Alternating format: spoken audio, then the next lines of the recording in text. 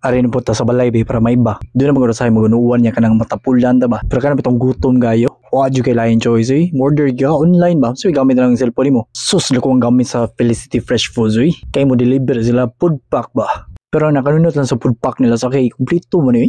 Di lang kay rice na main course pagkaon, syempre na pay dessert, nakapay di side dish gyud. Be karon the moment of truth atong tilawan lang main dish. Kaya bitong atay nga na sauce ba. Ako na taon sa worth it yun atong mabayaran na ni. First bite pa lang oh. Uy, lami jud tinuod ah. LR yung mga food delivery sa. Kana di sa papiri ba mo level up sa ba. Wait is more kay na pag ikaduha pa gyud. Pero si tsura pa lang mo lami man na pisaging. Excited ko mga tilawan nila. Kaya doon na mo saging ba. Ganahan mo tilaw sa kong saging. Aw, lami oy legit. Tinuod gyud. Mapaparami tayo ng kanin neto. Unya na bagay ni side dish pa gyud. Ito mo nauman na tawa pa oy. Bitaw mayo kani siya sa way time ka na magluto ba. Huwag ka na magtinapulan bitaw naras balay permi. Magsige lang og hayad-hayad. O gatong pinakalasa menu. Naapo tay dessert. Matol pas mga eksperto di ka na makumpleto ang meal kung why dessert. Ah, how sweet. Be atong tilawan unsa kalamihan lang dessert be. Mi jud muro na ako. Aw. Tempa sa di man lang pagkaon na adri pero na mo deliver po sa mga fresh vegetables, chicken cuts, mga condiments, uban pa. Arats order na. That's all for today's video. Mindset ba? Anong sa natuog mo? Ipalo sa kunin yung Ma'am Seroy.